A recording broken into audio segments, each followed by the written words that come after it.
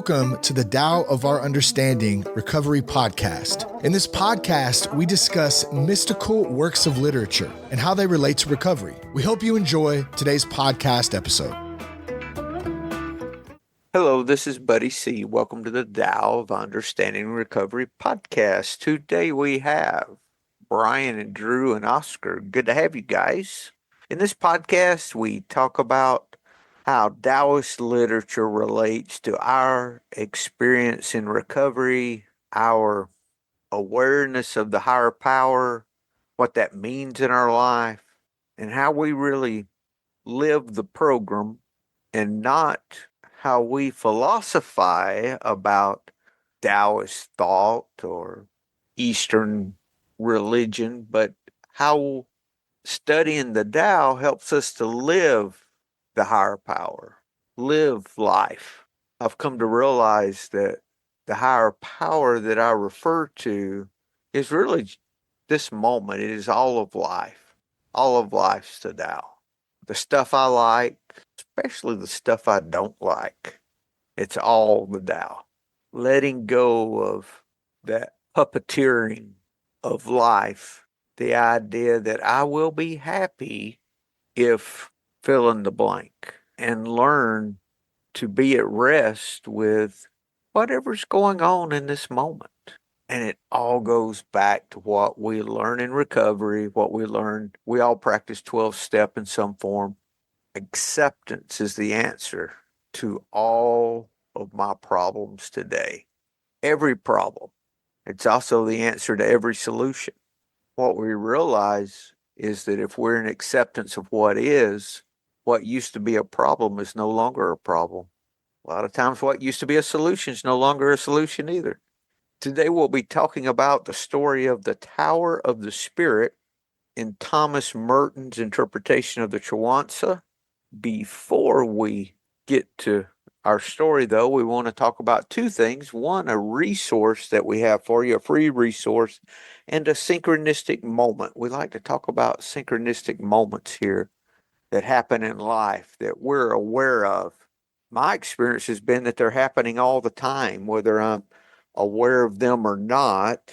Most of my life, I feel I'm Mr. Magoo my way through. If you don't know who Mr. Magoo is, go search Mr. Magoo on YouTube and you'll see exactly why I think I'm Mr. Magooing my way through life. I'm grateful that I do not have to be aware of what's going on behind the scenes for all of that inner workings to take place, some of which I would approve and much of it I would disapprove if I really knew what was going on behind the scenes. Just be at peace with it, knowing that this moment's the best that it can be. Why? Because it's what's happening. It's just that simple. It could be better. I don't think so. There's no better or worse moment of our current meeting time, August 8th, 2026 at 8:14 a.m. Eastern. That moment's gone. Here's another and another. No other moment to compare that to. That moment to. So I can't say something's better than or less than because there's none other. Now, can I just accept where my feet are right now? Can I be where I'm at without adding all the I hope, I wish, I want, if this were this way or that way? Just drop all that for a moment. When I do drop those expectations and just be where my feet are for this second, for this kalpa, as my Buddhist friends would call it, then I can see if there's something that I need to work to change or not. But the more I drop those expectations and the fears and the past and the future, the more I see there's very little, if anything, I really need to change. Sometimes there's things. My trying slows down dramatically. Okay, I don't know who that was for. I hope you enjoyed it. I hope it fits in somewhere. I've just learned to go with it when those things come about. Just go with it. Resource I want to talk about today are all the recovery podcasts that we have for you at buddyc.org. You can go to buddyc.org and there you'll see a link in the menu It says recovery resources, and under that link, you have a podcast heading and a link there for all the recovery podcasts that we list. And actually, I just share a list from Transitions Daily. I've put a number of podcasts together there. Most are recovery related, some are just spirituality podcasts. Take a look at those. Hopefully, some of those will benefit you. Then we have a synchronistic moment for today. Drew, you have our synchronistic moment? I do. So a couple of weeks ago, I took a solo hiking trip out to the desert out in West Texas. There's some mountains out there, but I've gone out there several times over the years, starting about 20 years ago. I used to go by myself, and just a nice little break from the heat of this part of Texas. It's higher elevation out there and it's drier, so it feels a lot better. I hadn't been there in a few years, and I went this past time, met up with a friend and her husband for dinner. While we were chatting, they asked me, "What do you have planned tomorrow?" And I said, "Tomorrow I'm going to this little state park where there's an oasis out there. It's a big swimming hole. It's natural. There's a spring underneath it that just pumps out tons of 72-degree water year round, and it's crystal clear. There's fish in there that aren't found anywhere else in the world, just in that one little pond," which is really humbling, and be able to see this fish that somehow has survived over all this time just in that one little pond. It's one of my favorite places. It's just out in the desert, surrounded by mountains, just so comfortable. It's quiet. There's nothing around. It's just a gorgeous place. Go snorkeling there. And I told them I was going, and they said, "Do you have reservations?" I said, "Reservations? I've never needed a reservation to show up and go in." And they said, "No, they've started limiting how many people can go in." So I pulled up my browser on my phone and looked, and sure enough, they were sold out for the next day. And that was my last day on the trip, so I wasn't going to be able to go. I was really disappointed.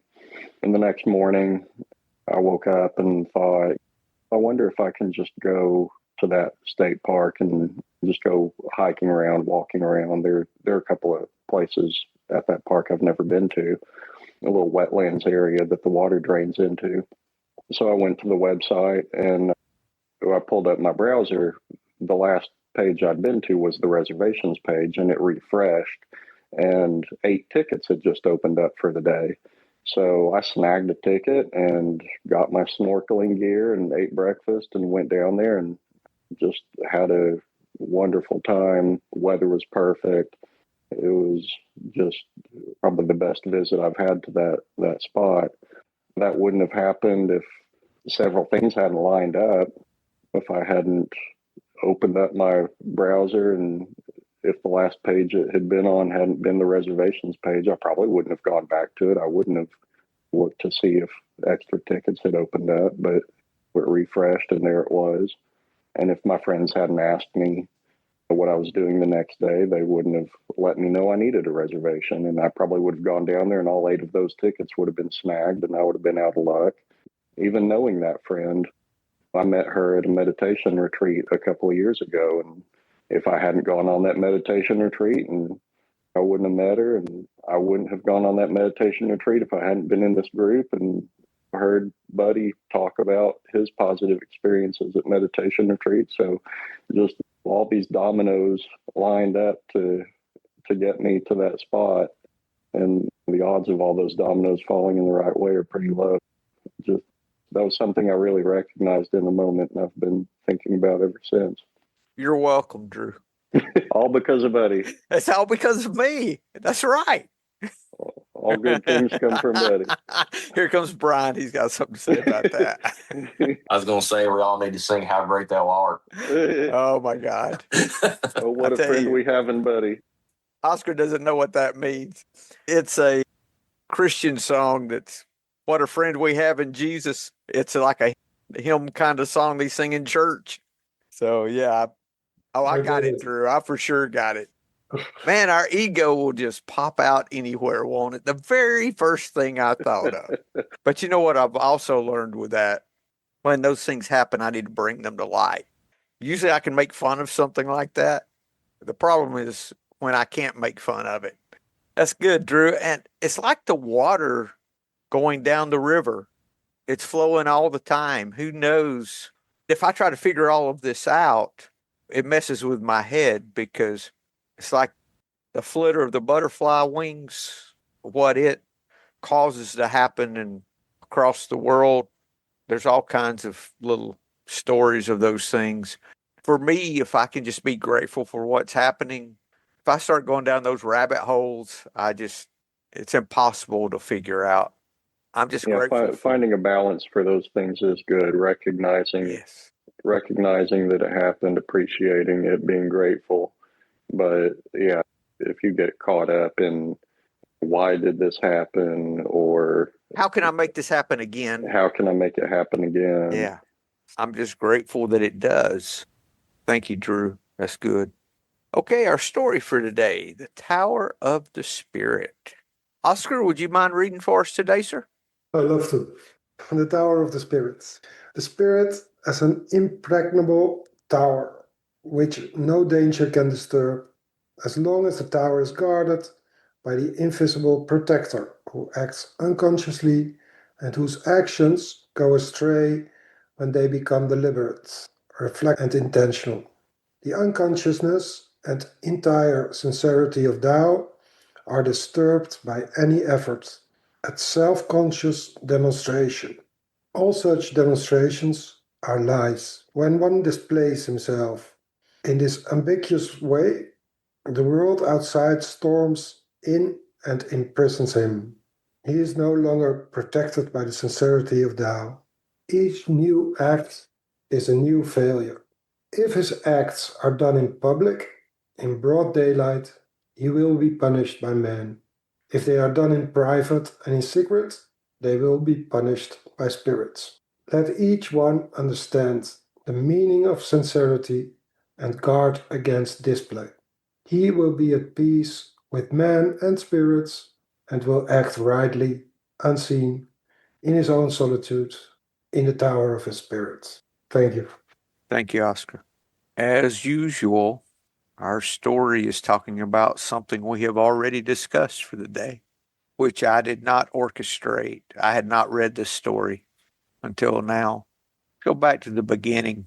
We can see the spirit as an impregnable tower, as a tower that cannot be disturbed. It says, no danger can disturb as long as the tower's guarded by the invisible protector. So my own spirituality, let's just call the tower our spirituality.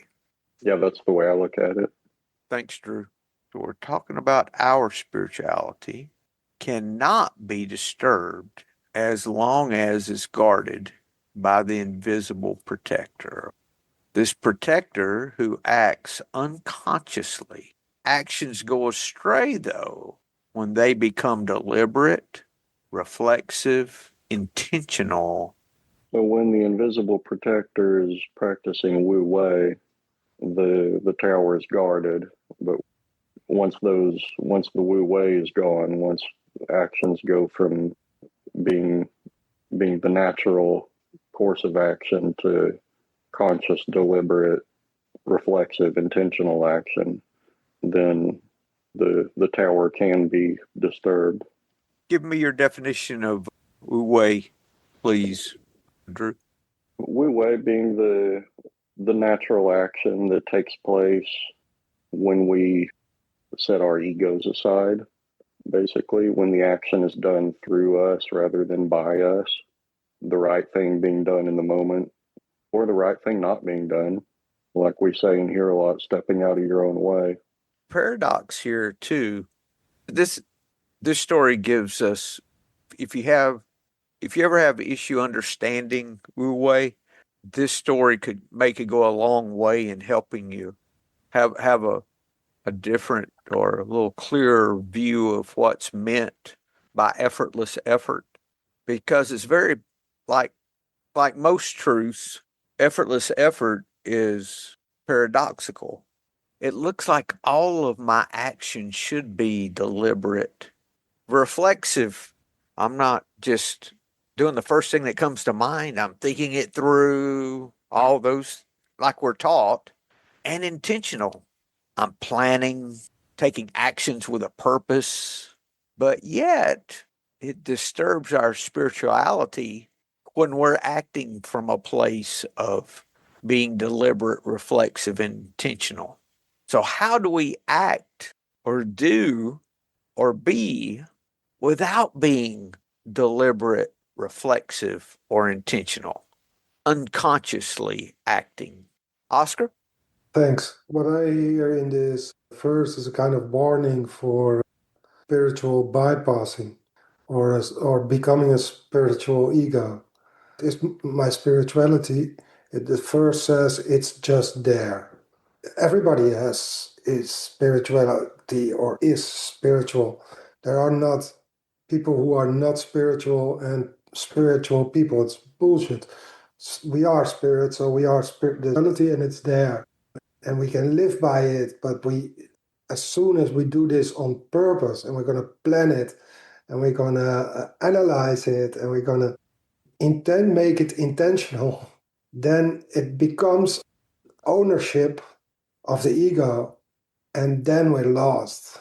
It warns, the verse in totality warns, what I hear in it, warns for this trap of spirituality, of owning the Tower of the Spirit. So just let the Tower of the Spirit be, and all things work out for good, which is Wu Wei. Thanks. Thank you, Oscar. Wu Wei, which we in English, effortless effort, is still effort, but it's effort without adding buddy to it. It's effort without my selfishness, my dishonesty, my resentment, my fear. It's really my true nature, that compassionate nature that we realize is part of each of us. We could think of it, we're all human, part of the human race.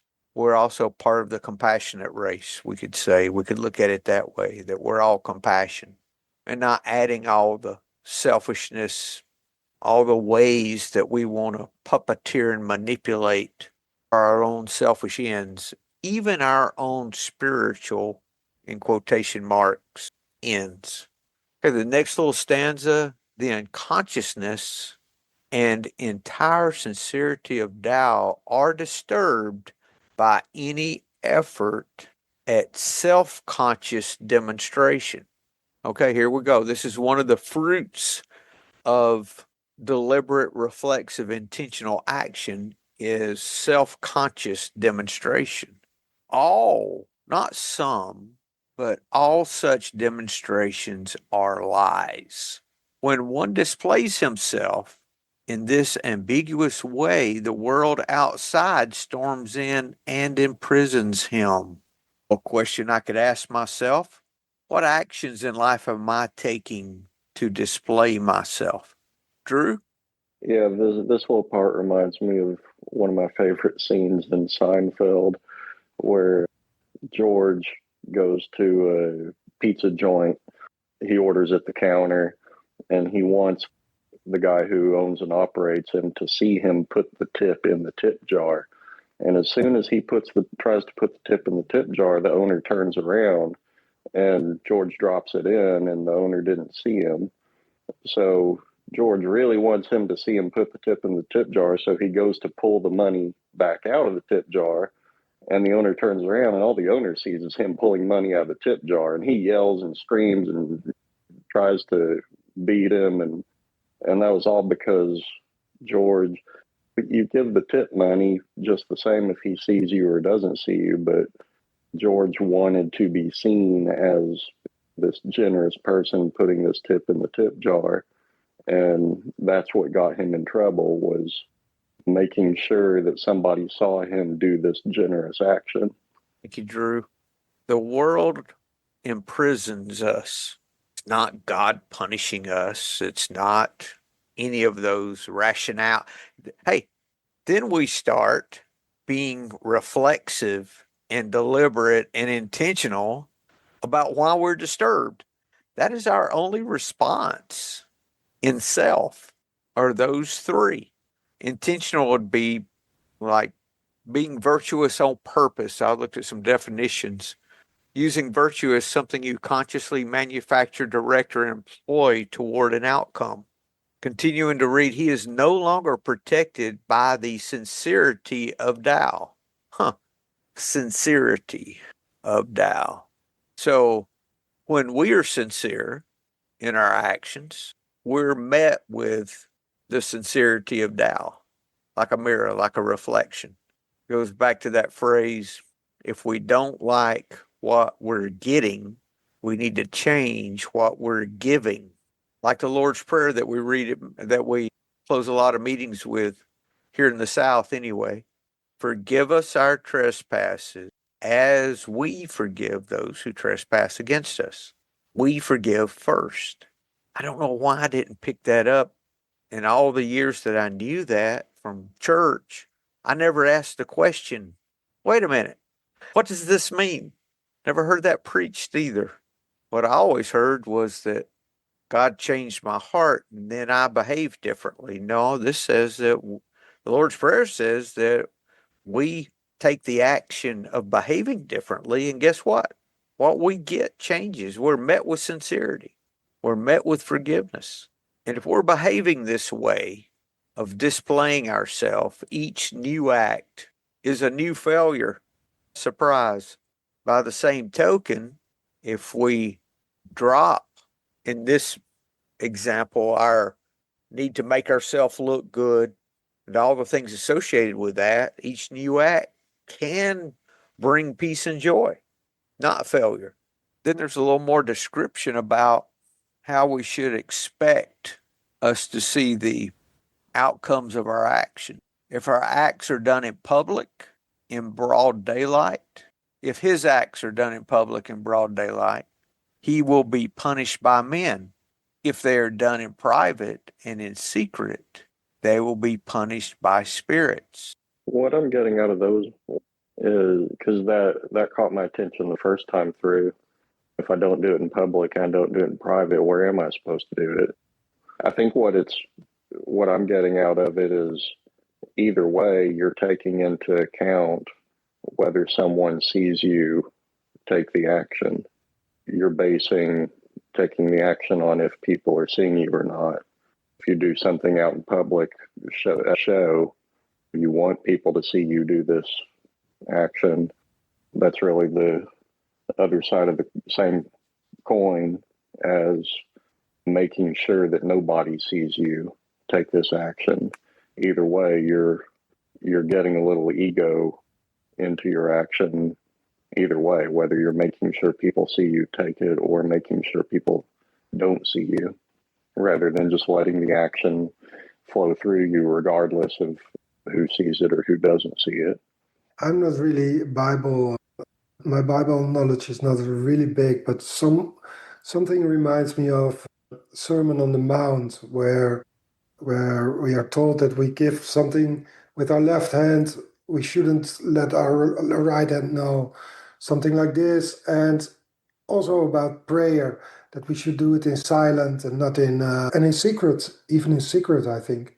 So we should do our prayers in secret and not in public. So we are not doing it to show off. So yeah, that's the analogy of the tip of Seinfeld, which is very good, I think. It's really the owning of the spirituality. So when I own my spirituality, it is Oscar who is spiritual, and then I'm lost and I'm fucked, and I get tortured by spirits and by people, for sure, because I make wrong decisions then, because every decision I will make then is about me. Oh, I will show you this and that, but it's all about me, and then I'm only working with self or from self, and then I'm lost because I have an addiction, and in the end it will be destructive, and I will use drinks or drugs. That's my disease. So that's where I will end. Not everybody will end there, but we as addicts have a big chance that we will end there. So it's a letting go of this self and let the Tower of Spirit do its own thing or let it go through us, or whatever words we want to give it.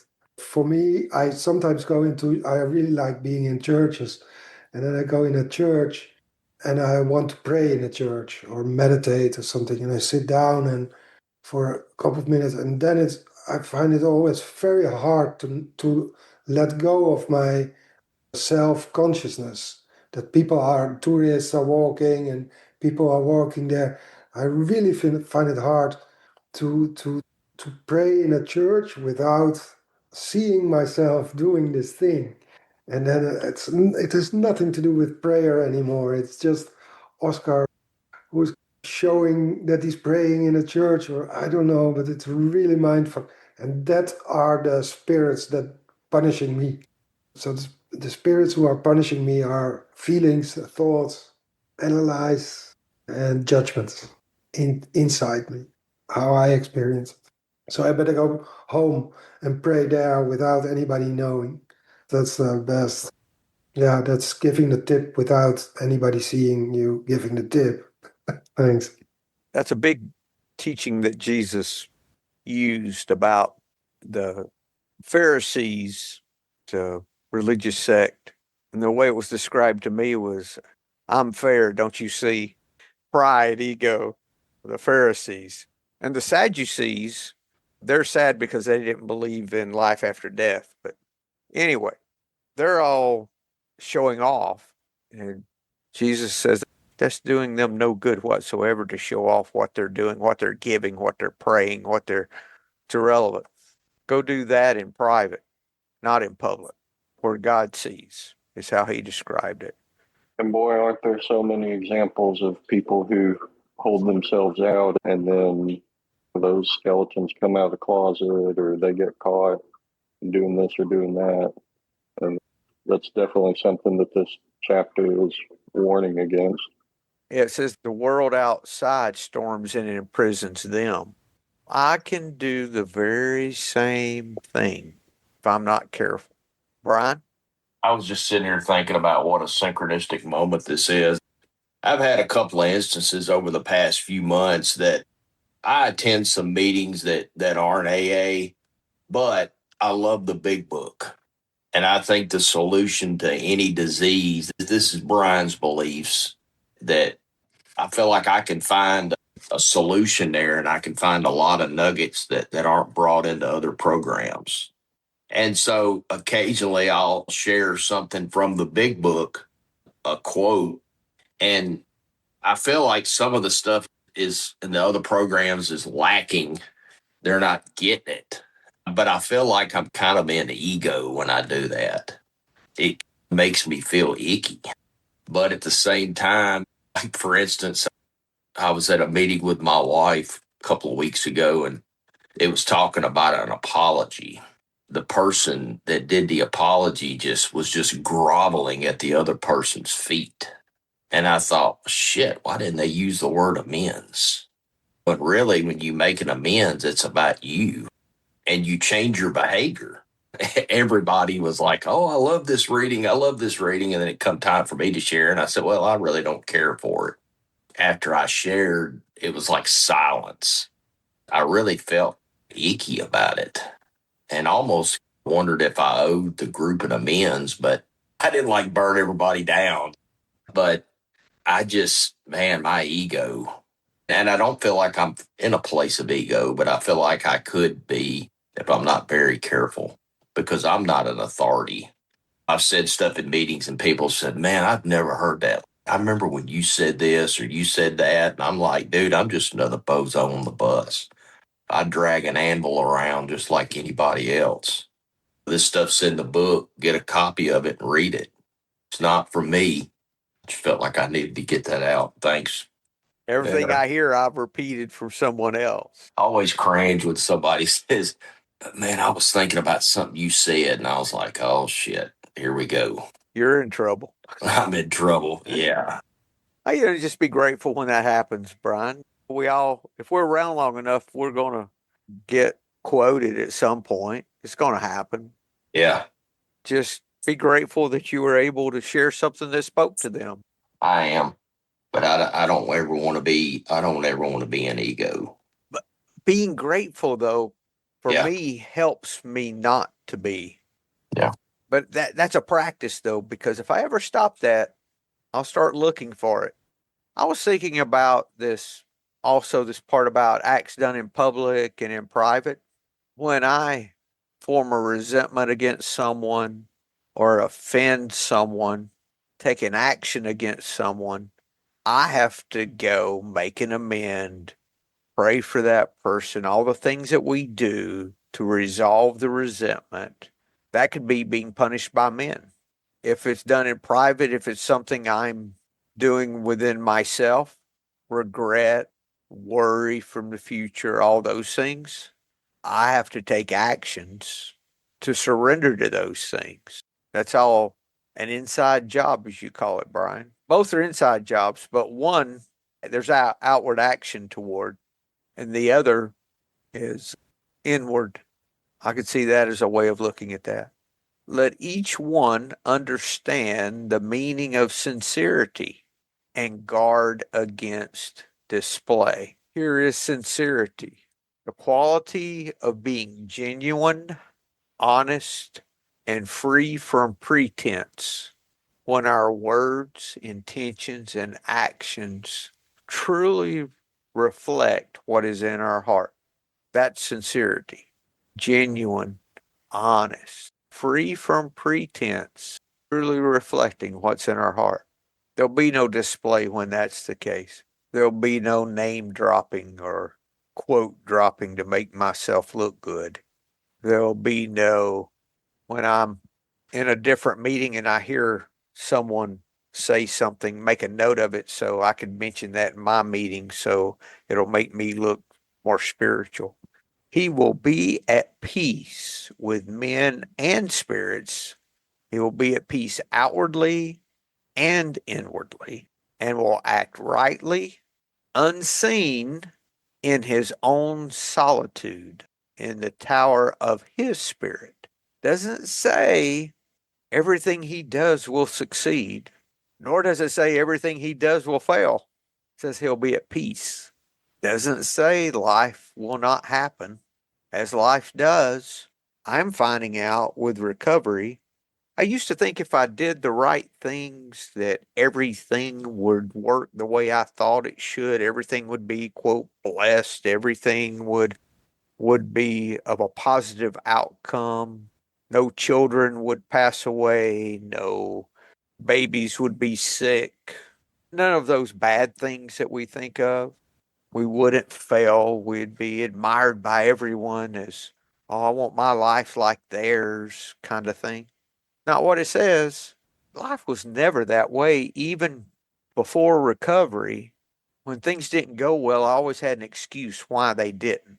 And it was usually because of me. I was at fault in some way. Even before drinking was an issue, there was something with me that was a problem.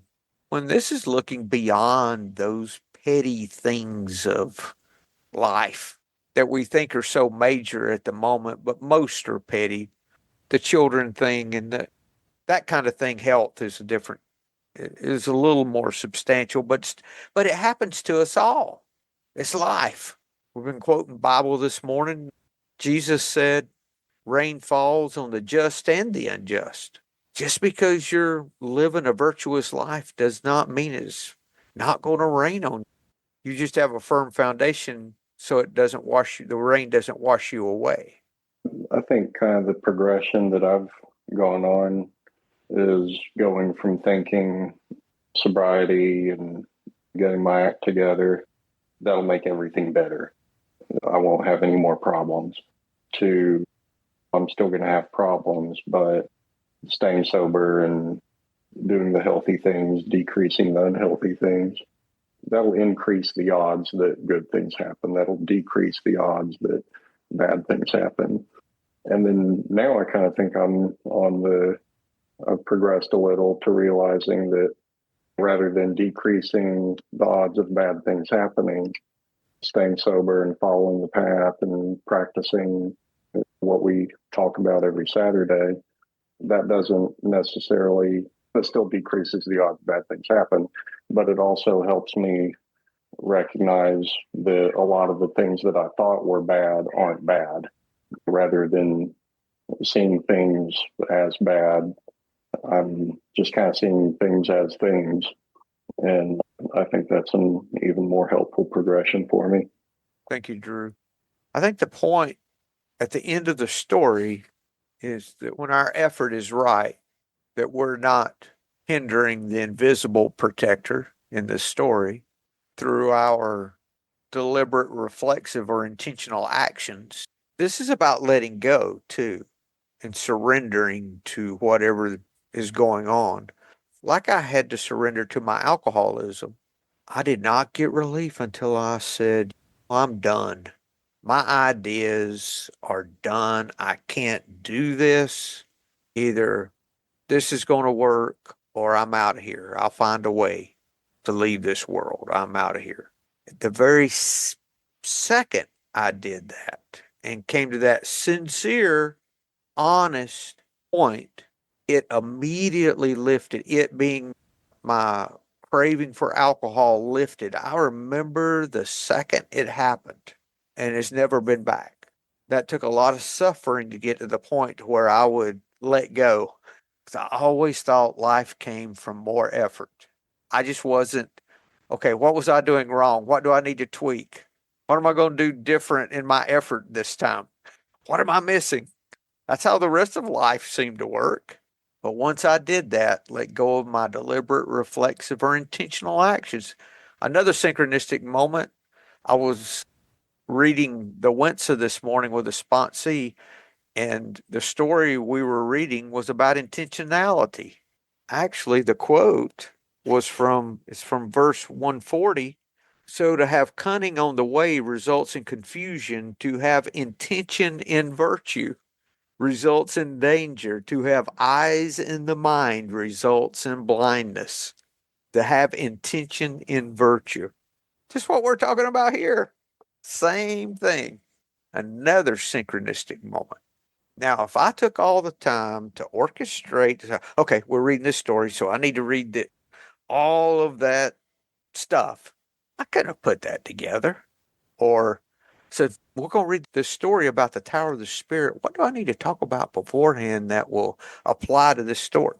No, those kinds of things can happen when we let that go. If you would do that, you would be tortured by spirits. Yes, yes, yes. We can just be grateful. We will be at peace and solitude. We're at peace with men and spirits, acting rightly, unseen. Another question we can ask ourselves, would we be taking the same action if no one ever knew that we did it? I don't know if this is a phrase, but the phrase that just popped into my mind is performative virtue. Am I performing? Am I doing this act as a performance rather than was it just coming sincerely from my heart? I never carry dollar bills anymore. I have a few 20s I keep. That's it. So I started in the meetings I go to, the first meeting I go to in the month, I drop a 20 in the basket for the month. At first, I was self-conscious about putting a $20 bill in the basket. And then I had George ideas. These people think I never give when I give $20 at the first of every month. I started feeling guilty about doing the same thing, except I made a contribution at the start of the year. You gave $20 at the start of the year? No, I put 100 in there, and I thought I go here every week, 52, weeks, but I was real conscious to put it in between, and I didn't want anybody to see that. But then the next week, I'm like, I feel like I'm being judged. Pete Brickett shows up, but doesn't put any in. And so, yeah. I'm glad I'm not the only one that carries stuff around like that in my head. I've caught myself.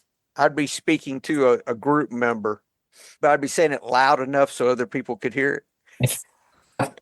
That I do put in a 20 at the first of the month. You don't see me put in money all the time. Just a kind of almost like I'm trying to have it in conversation. I'm like, You effing idiot. Just stop. Everybody will know those 20s are buddies. I said, just stop. So now I just, whatever. I'll pass the basket and they can believe whatever they want to believe. Yeah. What's that saying that what other people think of me is none of my business? It's my business all the time, Brian. That's the problem. I'm their prisoner. What is the Tao quote that goes with that? And then we'll close. It's about the opinions of others, I think. There's that Dr. Seuss quote, people who mind don't matter and people who matter don't mind. I always like that one. This is verse 9, Tao Te Ching Mitchell. Care about people's approval and you will be their prisoner. So if I want to be at peace, outwardly and inwardly, be in solitude, be guarded, then act sincerely. Drop my care of others' opinions of me. Don't try to display my spirituality, but my deliberate, reflexive, and intentional actions to appear and look to have it together. Don't pull a George. Thank you for that, Drew. Sure. Yeah, don't pull a George. Any other comments before we close, guys? No, this was a good one. I think so too. Thank you. You guys have a great week. Hope to see you next week. Thank you. Hello, this is Buddy C. I wanted to make you aware of several recovery-related resources that I've posted in the episode description. These resources include a list of recovery podcasts, a free sober meditation app, daily recovery email, shared Google recovery calendars. Hope you put some of these resources to use and have a great week. Thank you for listening to the Tao of Our Understanding Recovery Podcast. If you enjoyed this episode, please share it with your friends in recovery.